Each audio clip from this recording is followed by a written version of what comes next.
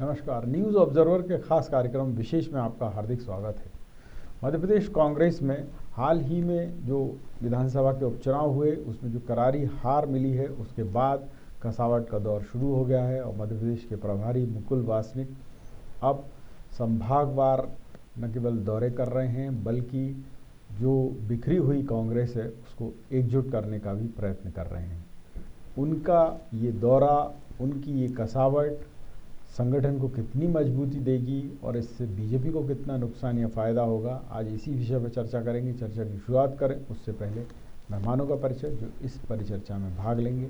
बात मैं करूं अगर कांग्रेस की तो कांग्रेस से दिनेश साहू जी हैं, कांग्रेस का पक्ष रखेंगे। बीजेपी की बात करूं तो बीजेपी से अनिल चौधरी जी हैं, बीजेपी का पक्ष रखेंगे। आप दोनों का बहुत बहुत स्वागत। और सबसे पहला सवाल आपसे बनता है साहू जी कि ये जिस तरीके से कांग्रेस को फिर से खड़ा करने की तैयारी हो गई है, क्योंकि अभी जो उपचुनाव में रिजल्ट आए वो काफ़ी निराशाजनक रहे और आपके कई नेता दावे कर रहे थे कि साहब 28 में से 28 लाएंगे, कम से कम 25 तो ले ही आएंगे, और 9 तक ही सिमट के रह गए। अब ये नगरीय निकायों के लिए वाकई वस्तुस्थिति समझकर काम कर रहे हैं या अभी भी कुछ ऐसे ही हवा में चलने का कार्यक्रम है? सर, जहाँ तक बात है कि कांग्रेस को मजबूती देने की, तो हमारे प्रदेश के प्रभारी माननीय मुकुल वासनिक जी प्रदेश के दौरे पर हैं। नगरीय निकाय चुनाव की तैयारियां चालू हो गई है। उनका पूरा प्रयास है कि वो मध्य प्रदेश के हर जिले में जाएंगे, वहाँ के जो कार्यकर्ता है कांग्रेस के उनको फिर से खड़ा करेंगे और नगरीय निकाय चुनाव में अच्छे से अच्छे सीटों से हम विजयी हों, उसकी पूरी तैयारी हम करेंगे। बिल्कुल। तो क्या प्रदेश का जो संगठन है उसमें भी कुछ चेहरे नज़र आएंगे नए, या फिर कमलनाथ जी की ये पुरानी टीम ही काम करेगी? सर, ये तो तय करेगा जो हमारा संगठन का प्रमुख होता है और जो हमारे दिल्ली से संगठन के लोग हैं, ये तय करेंगे कि यहाँ पे कौन कौन चेहरे होंगे। परंतु जो मध्य प्रदेश में हमेशा जनता के बीच में रहे हैं, बड़े पदों पे रहे हैं, बड़े नेता हैं जिनका अच्छा वर्चस्व, वो तो सारे रहेंगे ही, साथ में नए चेहरे भी रहेंगे जो पार्टी के लिए हमेशा काम करते रहे। बिल्कुल। तो अभी जैसी कि कई शिकवे शिकायत कांग्रेसियों की तरफ से ही आ रहे हैं कि कमलनाथ और दिग्विजय सिंह दोनों गुट आपस में जिसको कहें मिले हुए हैं या हावी हैं, बाकी के लोगों का कहीं अता ही पता नहीं है, चाहे पचौरी गुट हो या सत्यव्रत चतुर्वेदी जी का गुट हो या और बाकी के ऐसे छोटे मोटे गुट हों, सुभाष यादव जी का गुट हो। तो इनका कुछ स्थिति दिखती है आपको कि ये अब फिर मुख्य धारा में नज़र आएंगे या ऐसे ही हाशिए पे पड़े रहेंगे, अरुण यादव हों, सचिन यादव हों? सर, पहले की भी बात ये थी कि सारे गुट के लोग अपनी जिम्मेदारी के हिसाब से काम कर रहे थे। ये अलग बात है कि थोड़ा मनमुटाव रहा होगा, इससे मैं इनकार नहीं करता हूँ। परंतु अब मुकुल वासनिक जी जो तैयारी कर रहे हैं उसमें सारे जो नेता हैं, बड़े नेता, दिग्विजय सिंह जी हों, कमलनाथ जी हों, सुरेश पचौरी साहब हो या अरुण यादव जी हों, सभी को साथ लेकर सभी का उपयोग इस चुनाव में किया जाएगा और अच्छा बेहतर परिणाम के लिए संगठन का प्रयोग, कार्यकर्ताओं का प्रयोग किया जाएगा। अभी जो उपचुनाव में रिजल्ट आए उसको लेकर कई नेताओं ने सवाल उठाए, चाहे डॉक्टर गोविंद सिंह हो या बाबू सिंह जंडेल हो। इन्होंने कहा कि कमलनाथ जी ने अकेले अपनी पार्टी जो है ना वो अपनी जेब में रख ली है, ऐसा लगता है। पूरे बंगले से ही उनकी पार्टी चलती है, इस वजह से पार्टी में वो सक्रियता नहीं है, कार्यकर्ताओं में वो उत्साह नहीं है जो मैदानी स्तर पर दिखना चाहिए। तो कमलनाथ जी के ऊपर बहुत सारी जिम्मेदारियां थी, थोड़ा बहुत मैनेजमेंट में मिसमैनेजमेंट हुआ होगा, परंतु इनका आरोप सारा का सारा एक ही व्यक्ति पे मरना। आप भी बड़े नेता थे, आपने अपने क्षेत्र में क्यों नहीं जिता लिया? अगर कमलनाथ जी का मैनेजमेंट गलत तो उन्होंने कहा ना कि गोविंद सिंह जी ने तो कहा कि अगर आप टिकट सही देते तो ऐसी स्थिति ना बनती कि भिंड में जो है वो हार का सामना ना करना पड़ता कांग्रेस को। सर, टिकट भी ऐसा था कि जो हमारे पर्यवेक्षक गए थे, पर्यवेक्षक के आधार पर टिकट फाइनल हुआ था। नहीं, पर डॉक्टर गोविंद सिंह ने उस समय विरोध किया था। हाँ, विरोध किया था, मैं मानता हूँ इस बात को। हाँ। परंतु ये है कि और वो यही बात कह रहे हैं कि भिंड जिले की अगर 2 सीटें थी तो उन्होंने 1 सीट निकाल दी और माखन जाटव जीत गए। परंतु अगर आप बात करें दूसरी सीट की, तो फिर वहाँ आपने देखा मेहगांव में क्या स्थिति बनी, क्योंकि आपके कई नेताओं ने वहाँ विरोध किया, चौधरी राकेश सिंह का भी, डॉक्टर गोविंद सिंह के जो भांजे थे उनका भी। तो ऐसे में आप जब लोकल नेताओं को नाराज़ करेंगे और अपनी मर्जी से टिकट देंगे तो फिर जिम्मेदारी क्यों नहीं लेंगे? सर जिम्मेदारी तो पूरी कमलनाथ जी ने हार की भी दी थी कि नहीं, कितनी बार ऐसे जिम्मेदारी लेंगे भी और फिर कुछ अपना खुद को दंडित भी ना करेंगे, तो ऐसे तो गड़बड़ है ना मामला। भाई आज भी प्रदेश कांग्रेस अध्यक्ष पद पर कमलनाथ जी विराजमान हैं और सीएलपी लीडर भी वही हैं, तो ये तो नहीं चलेगा ना। आप पदों पे भी बैठे हुए हैं, जिम्मेदारी भी ले रहे हैं, काम भी नहीं करेंगे, कार्यकर्ता कोई कहने आएगा तो उस पर निकल पड़ेंगे, तो ऐसे कैसे चलेगा? अब ऐसा है सर कि आने वाले दिनों में कांग्रेस के अंदर कुछ ऐसा बदलाव होगा जिससे कांग्रेस और मजबूती से आएगी। बहुत बढ़िया। यहाँ मैं आपसे पूछना चाहूँगा अनिल जी कि कांग्रेस में ये जो रिवाइवल का दौर चल रहा है, जिस तरीके से कांग्रेस फिर से उठ खड़े होने की कोशिश में है, बीजेपी के लिए कितना खतरा है? नहीं, हमारे लिए कोई खतरा नहीं है, और अगर ये अपने संगठन को मजबूत करते हैं तो अच्छी बात है, और लोकतंत्र में होना भी चाहिए, मजबूत विपक्ष होना चाहिए। और मेरी शुभकामना है इनकी पार्टी को, इनके नेताओं को, कि ये अपना संगठन मजबूत करें। अगर ये पहले इतना मजबूत ना हो जाए कि आप ही को मतलब नुकसान पहुंचा नहीं, देखिए हमारा संगठन हमेशा 12 महीने 24 घंटे काम करता है, हमें किसी से कोई खतरा नहीं है। हमारे जो काम है हम उसको ईमानदारी से 2018 में भी यही संगठन था, यही विपक्ष था कांग्रेस का, और इन्होंने आपको मात दे दी थी। नहीं, मात देखिए 1-2 सीटों का अंतर होना, 2-4-5 सीटों का अंतर, ये बहुत बड़ी मात नहीं होती है, नहीं बनी, परंतु कहीं ना कहीं जैसे कि अभी मेरे कांग्रेस साथी कह रहे थे कि कहीं और आपने भी कहा कि गलत टिकटों का वितरण होने से तो कहीं हमारे से भी कई इस तरह की चूक हुई होगी, जो कि सही हमारे आकलन में ठीक नहीं बैठे होंगे उम्मीदवार वहाँ पे हमने। लेकिन हमारा संगठन बहुत मजबूत है, नीचे तक मजबूत है, बूथ लेवल तक मजबूत है, पन्ना प्रमुख तक मजबूत है हमारा। नहीं, सब मजबूत हैं, इसके बाद भी जो संदेश जा रहा है वो ये है कि ऐसा लग रहा है जैसे कमलनाथ 2 सरकार चल रही है।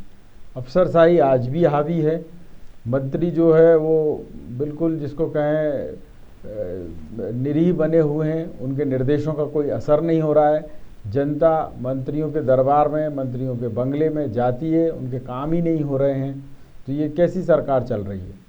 नहीं, सरकार बिल्कुल सही साइड चल रही है, और हो सकता है कहीं 1-2 ऐसे मामले रहे होंगे कि किसी अधिकारी ने सुना नहीं होगा, वरना देखा जाए तो हर क्षेत्र में काम कर रही है सरकार और उसके अच्छे परिणाम सामने आ रहे हैं। तो फिर बार बार ये क्यों कहना पड़ रहा है सीएम शिवराज जी को कि साहब प्रेस जो भी उनकी कॉन्फ्रेंस होती हैं उनके बारे में, वीडियो कॉन्फ्रेंस के बारे में वो कह रहे हैं कि इसे कर्मकांड ना समझें, रोज़ बैठकें ले रहे हैं, इसके बाद भी सुधार कहीं दिख ही नहीं रहा। पिछले 9 महीने में एक उपलब्धि ऐसी बताइए जिसे देखकर जनता कहे कि हाँ बदलाव महसूस हो रहा है। नहीं, देखिए बैठक लेना तो ज़रूरी है, और अगर अधिकारियों को सख्त निर्देश दे रहे हैं तो ये अच्छी बात है, इसका स्वागत करना चाहिए आपको कि भाई एक सजग मुख्यमंत्री बिल्कुल जो हमेशा अपने कार्य को अच्छी बात है। सवाल आपके कार्यकर्ताओं का है, आपके कार्यकर्ता और मंत्रियों ने ही हाईकमान को ये शिकायत की कि साहब अभी भी अधिकारों का विकेंद्रीकरण नहीं किया गया है, अफसर जिसे चाहते हैं वही काम होता है, और मंत्री तो जिसको कहो बिना ना घर का ना घाट का, ऐसी स्थिति बना रखी है। नहीं, ऐसा कुछ नहीं है, सारे लोग जो हैं, कहीं कुछ एक आध मैंने फिर कहा कि कहीं एक आध कुछ ऐसा मामला होगा जो किसी कार्यकर्ता या मंत्री के कोई आदेश का अवहेलना की होगी, नहीं तो काम तो सरकार का सुचारू रूप से। अधिकांश मंत्रियों की यही स्थिति है, चाहे वो कृषि की ले लीजिए, आप पीडब्ल्यूडी की बात कर लीजिए, मैं आपको ऐसे कई विभाग गिना सकता हूँ जहाँ हो वही रहा है जो पहले हुआ करता था 18 के समय पर। तो वही कोटरी और वही अफसर उन्होंने घेर लिया है शिवराज जी को। भाषण तो अच्छे दे रहे हैं वो, निसंदेह उनकी इच्छा शक्ति भी होगी, पर जो अफसरों ने घेर रखा है उनको वो काम करने ही नहीं देना चाहते, जैसे कमलनाथ जी को घेर रखा है। देखिए कमलनाथ जी और शिवराज जी में बहुत जमीन आसमान का अंतर है। चलिए एक अंतर मुझे बताइए कि जब से मुख्यमंत्री बने हैं क्या उन्होंने आम लोगों से मिलना शुरू कर दिया? बिल्कुल आम लोगों से मिलना शुरू किया। वो गए गलत जानकारी, लोगों के गलत गए, और आपकी डिबेट में मैंने आपने कहा कि ये औचित्य जो है निरीक्षण किया उन्होंने। आपकी जानकारी के लिए मैं बता दूं, ये औचक निरीक्षण से कुछ नहीं होता। आज भी वही स्थिति है उनके औचक निरीक्षण के बाद भी। किसान अभी भी जा रहे हैं तो उनको खसरा खतौनी की नकल, छोटे छोटे प्रमाण पत्र अभी भी नहीं मिल रहे बिना लिए दिए। ये तो अभी आपको भी पता होगा। मैं तो सिर्फ इतना जानना चाह रहा हूँ कि आप ही बताइए कि आपने कभी फ़ोन लगाया हो तो पलट के आ जाता है क्या फ़ोन, या फिर अधिकारी ही डील कर रहे हैं सारा काम?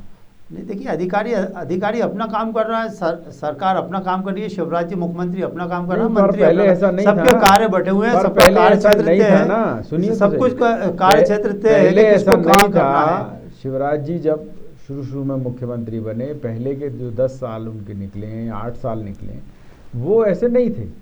उन 8 सालों में उनकी छवि ये थी कि वो बहुत सहज थे, हर किसी से मिल लेते थे। आज तो आपके कार्यकर्ता ही परेशान है।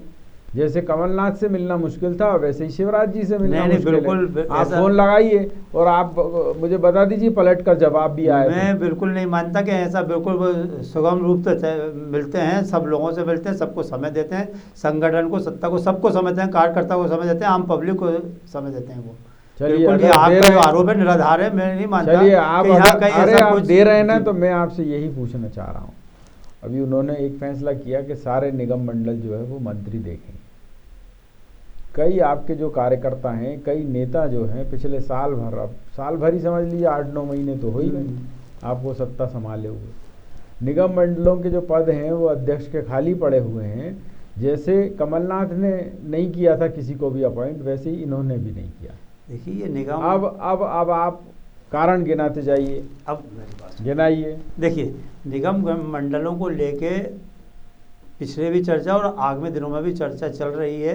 हमारे पूरे वरिष्ठ नेता बैठकर उस पर मंथन कर रहे हैं किसको कहाँ सेट करना है, और जल्दी इनकी घोषणा होने वाली है। चाहे तो निकाय चुनाव से पहले हो जाएगी या निकाय चुनाव के बाद होगी, लेकिन बहुत जल्द ये घोषणा होने वाली है। निकाय चुनाव के बाद का मतलब आप समझ रहे हैं कि मार्च में होना है? नहीं, मार्च में क्यों, फरवरी में तो गठन हो जाएगा, तो फरवरी के लास्ट वीक तक हो ही जाएगा। हाँ, 1-1.5 महीने में बताओ। देखिए चुनाव महत्वपूर्ण है, निकाय चुनाव होते ही शायद या उससे पहले कुछ तय कर देंगे। अब ये हमारे वरिष्ठ नेताओं का वो क्षेत्र है, तो इसमें मेरा ज़्यादा बोलना ठीक नहीं रहेगा। नहीं, वो ठीक है आपका कहना। मैं यहाँ आपसे पूछना ये चाहूँगा कि आपको नहीं लगता कि जो कार्यकर्ता वर्षों से मेहनत करते चले आ रहे हैं, सरकार बनाने के लिए तो कार्यकर्ता, पर जब उसे निगम मंडलों जैसी बात हो कि कहीं अध्यक्ष बनाना हो या कोई पद देना हो, तो कहने लगा अभी इंतज़ार करो आप, अभी समय नहीं है। नहीं, देखिए फिर मैं कह रहा हूँ कि सब माननीय प्रदेश अध्यक्ष जी ऊपर, मतलब केंद्रीय नेता तक ये बात जा रही है और इनसे सब लगातार चर्चा हो रही है। जिस योग व्यक्ति जो योग कार्यकर्ता होगा उनको उस पद से नवाजा जाएगा। चलिए बताइए साहब दिनेश जी, कमलनाथ जी में और शिवराज जी की सरकार में आपको कुछ फ़र्क दिख रहा है या सब अच्छा ही चल रहा है? सर अभी तो 9 महीने से मैं देख रहा हूँ कि प्रदेश के कार्य में कुछ भी मुझे अच्छा नहीं दिखा। मैं इतना जरूर कहूँगा कि अच्छा कैसे नहीं दिखा? पूरा कमलनाथ जी का अनुसरण कर रहे हैं। वो भी आपके कमलनाथ जी भी 4 चंगू मंगुओं से घिरे रहते थे, ये भी घिर गए। वो भी अफसरों से घिरे रहते थे, ये भी घिर गए। अच्छी आपके लिए तो खुशी का विषय होना चाहिए। मुस्कुराहट बता रही है आपकी। हमारे बीजेपी के मित्र ने अभी कहा था कि शिवराज जी और कमलनाथ में बहुत फर्क है। तो फर्क तो है, ये पहले अलग था। हाँ। और आज आप उनका व्यक्तित्व देखिए कि जब से नई सरकार बनी है तब से पहले इनको किसी भी फैसले में इतना समय नहीं लगता था, चाहे संगठन का फैसला हो, चाहे मंत्रिमंडल का हो, चाहे जनता से संबंधित हो। पर अभी जब से सरकार बनी है किसी भी फैसले में ऐसा लगता ही नहीं है कि अब हम लोग खुद भी सोचते कि अब कितना और इंतजार करना पड़ेगा। तो मतलब आपको ये सोचकर खुशी होती है कि कमलनाथ जी का पूरा अनुसरण कर रहे हैं शिवराज जी? नहीं, खुशी तो नहीं होती सर। देखिए क्या होता है, सरकार का काम नहीं तो अच्छा है ना भाई। आप तो कह सकते हैं कि जैसा आपके कमलनाथ जी ने 15 महीने में एक भी आपके लोगों को एडजस्ट नहीं किया, जाते जाते जब सरकार गिर गई तब उस दिन उनने आर्डर जारी किए धड़ाधड़ 6-7। वैसी स्थिति को शिवराज जी भी फॉलो कर रहे हैं, तो क्या दिक्कत है? अब इसमें सर दिक्कत ये है कि कांग्रेस के लिए तो चलो ठीक है, कोई दिक्कत नहीं है, परंतु जो जनता के फैसले हैं वो तुरंत होने चाहिए, वहाँ केवल दिक्कत है।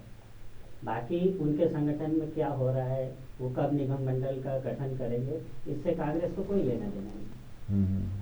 नहीं, पर आपको चिंता तो इस बात की होनी चाहिए ना कि सरकार अगर काम कर रही है तो कुछ बेहतर आपसे करे।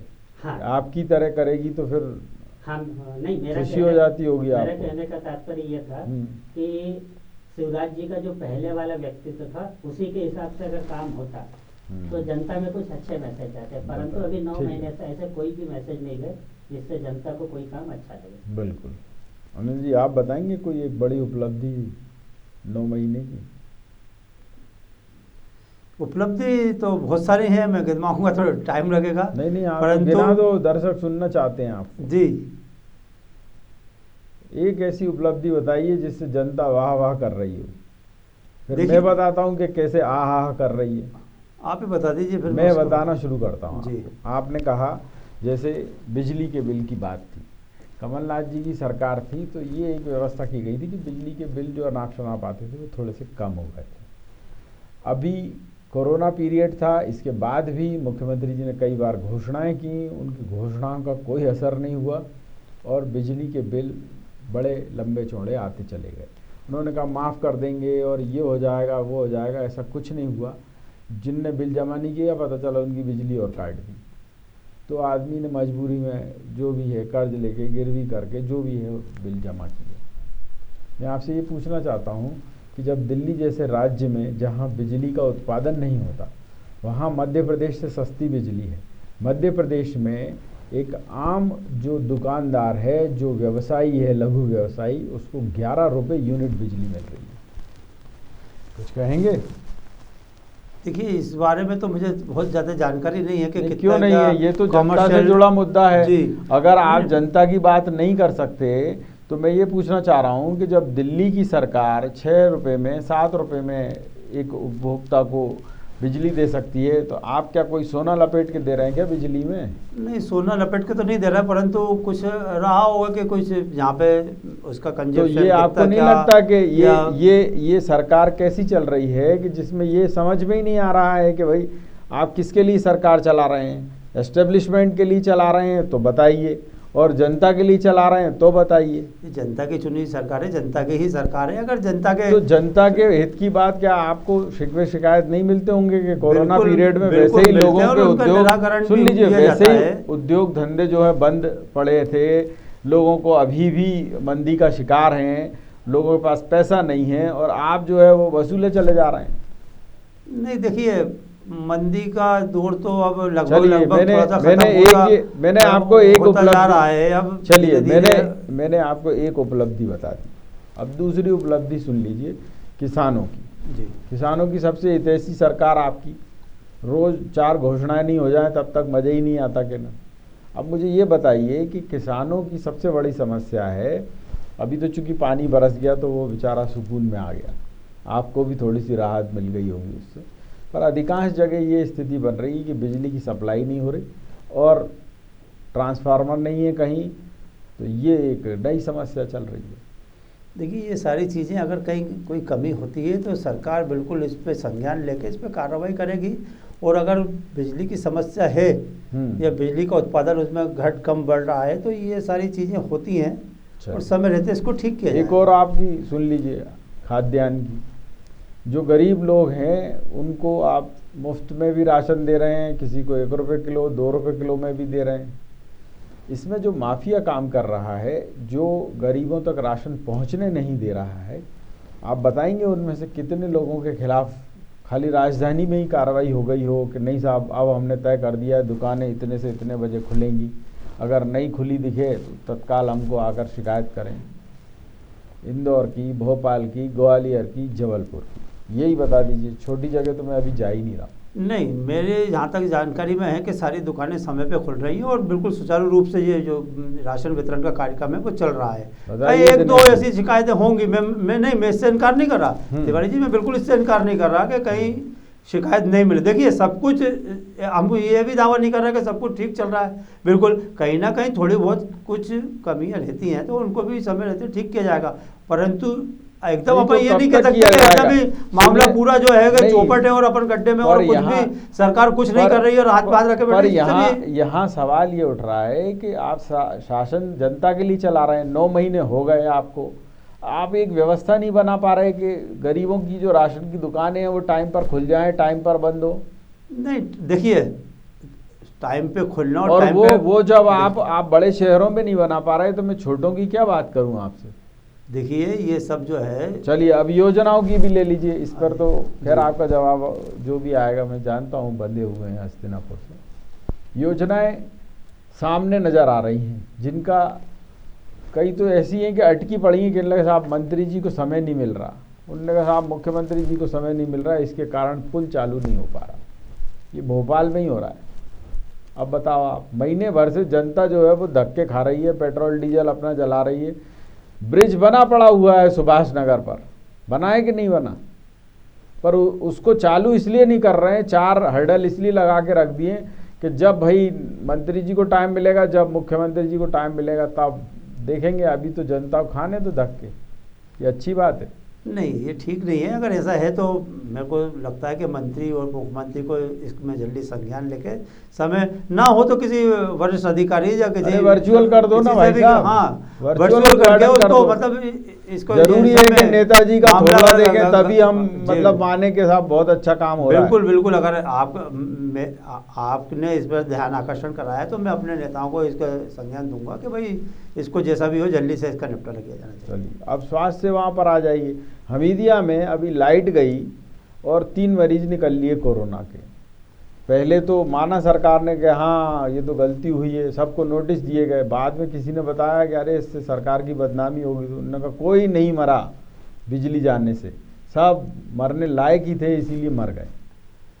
देखिए कोरोना और बिजली में दूर दूर तक कोई लेना देना नहीं है।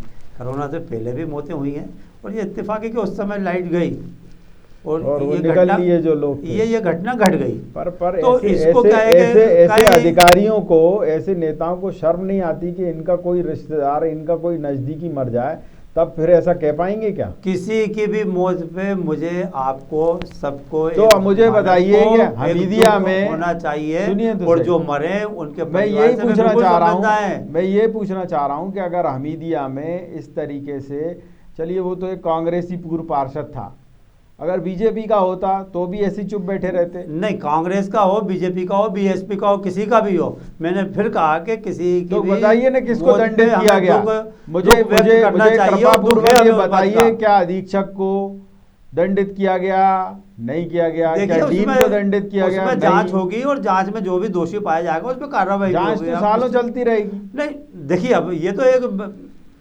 प्रक्रिया है, उससे ही गुजरना पड़ेगा ना तिवारी जी। ऐसा थोड़ी बताइए साहब, तुरंत ही अपन जाके कोई फैसला ले लें। चलिए मैंने आपकी उपलब्धियां बताई 9 महीने की। अब दिनेश जी मैं आपसे जानना चाहूँगा, कांग्रेस वाकई में सोई है या सोने का नाटक कर रही है? उसको ये समस्याएं दिखती नहीं हैं या फिर वो इतना खा पी लिया है कि सब डकारने में ही लगे हुए हैं? नहीं सर, ना तो कांग्रेस सोई है ना इतना खा पी लिया है। तो मैं ये पूछ रहा हूँ कि हमीदिया में अगर 3 लोगों की मौत हुई बिजली जाने से, जी, क्या कांग्रेस के प्रदेश अध्यक्ष या राष्ट्र जो भी आपके प्रदेश स्तर के लोग होंगे, जी, किसी ने भी धरना वरना दिया, किसी ने जाके वहाँ प्रदर्शन किया? आपके एक पूर्व कांग्रेस के पार्षद मतलब काल कवलित हो गए और आप जो है उसके बाद भी खुशी मना रहे हैं, क्या कर रहे हैं? हमारे पार्टी के वरिष्ठ जनों ने अपना विरोध भी जताया था। कैसे? पीसी शर्मा जी कैसे विरोध जताया? उसके बाद में हम लोग नहीं, कैसे विरोध जताया? मैं ये जानना चाह रहा हूँ कि जब इतनी बड़ी घटना हुई राजधानी में, जब ये हो रही है कि नेता लोग तो अपना इलाज प्राइवेट अस्पताल में करा रहे हैं और जनता को छोड़ दिया मरने के लिए सरकारी अस्पतालों में, वहाँ कहीं बिजली नहीं है, कहीं डॉक्टर नहीं है, कहीं नर्स नहीं है। अब सवाल ये है कि चलो ये व्यवस्थाएं करना भी तो सरकार की जिम्मेदारी है। आप रोज अपने गाल भी बजाते हैं आपके कई नेता, तो इस पे भी गाल बजा लेते थोड़ा सा। नहीं, ये आपका एक पूर्व पार्षद था, थोड़ी सी भी लज्जा नहीं आई?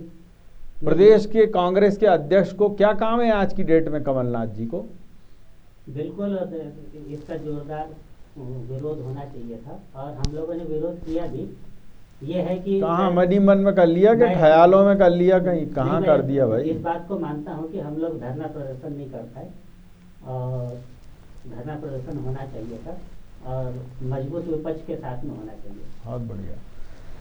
जो स्थितियाँ आपको दिख रही हैं कि चाहे बिजली की बात हो, सरकारी योजनाओं की बात हो, उनका क्रियान्वयन जो जैसे कमलनाथ सरकार में हो रहा था, वो भी आपके 5वें माले से निकलते ही नहीं थे। वो 2 दलाल पाल रखे थे उन्होंने, मिगलानी और खक्कड़, जिनके चक्कर में आप भी कभी नहीं मिल पाए उनसे।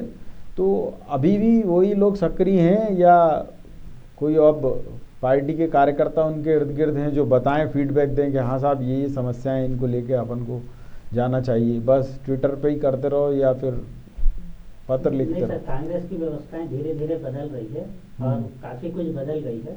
हम लोग सारे चीजों नहीं तो मुझे बताएं कि ये तो मैंने, चलो ये हमीदिया का छोड़ दीजिए, लोकल इशू हो गया भोपाल का। मुझे ये बताइए जो सरकारी योजनाएं मैंने बताई, चाहे बिजली की बात हो, कोई प्रदर्शन 9 महीने में हुआ? प्रदेश कांग्रेस अध्यक्ष कमलनाथ के नेतृत्व में? नहीं, उनके नेतृत्व में तो नहीं हुआ। अभी जो मैंने आपको बताया कि पुल बने हुए पड़े हैं, सड़क बनी हुई पड़ी है, पर इसलिए नहीं चल पा रहे वो, या जनता के लिए नहीं खुल पा रहे हैं क्योंकि नेताजी को टाइम नहीं है। तो आपके नेताजी भी उसमें शामिल हैं? नहीं सर, हमारे पार्टी के कोई नेता शामिल नहीं है। तो आपने कितना प्रदर्शन किया इस बात को लेके? प्रदर्शन हम लोगों ने मतलब प्रदेश स्तर पे तो नहीं किया, पर हम चलिए अब मैं किसानों की पूछ लेता हूँ। किसानों की सबसे बड़ी हितैषी पार्टी आप भी, ठीक है ना? तो आपकी पार्टी ने ये जो बिजली की समस्या है, लोगों के यहाँ डीपी नहीं है, और ये ऐसा नहीं, मंत्रियों के क्षेत्र की हालत है कि वहाँ पर ट्रांसफार्मर्स जो हैं जले पड़े हैं, पर उनकी सूचना जो है वो या तो विद्युत विभाग के कर्मचारी देते नहीं हैं ऊपर, और या फिर सामान नहीं है तो वो बदल नहीं पा रहे हैं। तो ये पूरा एक जाई कहीं से आपने इकट्ठा किया कि इतनी जगह बिजली की सप्लाई बाधित है या टाइम पर नहीं हो रही है? सर, जहाँ जहाँ बिजली की सप्लाई बाधित है या टाइम पर नहीं हो रही, वहाँ लोकल स्तर पर हमारे पार्टी के कार्यकर्ता जो हैं वहाँ विरोध प्रदर्शन। चलिए अब मैं ये जानना चाह रहा हूँ कि अभी तक ऐसा आपका प्रदेश स्तर का कोई प्रदर्शन नहीं हुआ, ये तो आप मानते हैं। अब नगरीय निकाय चुनाव सामने हैं, मुकुल वासनिक जी कोई जादू की छड़ी घुमाएंगे या फिर ये जो आपकी पुरानी टीम है जो बिल्कुल किसी कर्म की नहीं है उसको बदल के कुछ नए लोग लाएंगे? सर, कांग्रेस के अंदर अब ऐसे लोग कार्य करेंगे जो वाकई जनता के बीच में हैं। बहुत बढ़िया। मेरे पास चर्चा का इतना ही समय था, और जैसा साहू जी ने कहा कि वाकई जनता के बीच ऐसे लोग होना चाहिए जो उनकी बात को समझें, उनके दुख दर्द को समझें। हो ये रहा है कि हर नेता अपने आप को राजा समझ बैठा है, और यही हालत अफसरों की भी है। अफसरशाही इतनी हावी है कि वो कई नेताओं को भाव नहीं दे रही है, उससे नेता भी परेशान है और जनता इसलिए परेशान है कि ये दोनों की लड़ाई में उनका नुकसान हो रहा है। न्यूज़ ऑब्जर्वर के खास कार्यक्रम विशेष में इतना ही लेंगे। अब बेबाक खबरें तक जारी रहेंगी, आप देखते रहिए न्यूज़ ऑब्जर्वर। न्यूज़ ऑब्जर्वर यानी सच खबर।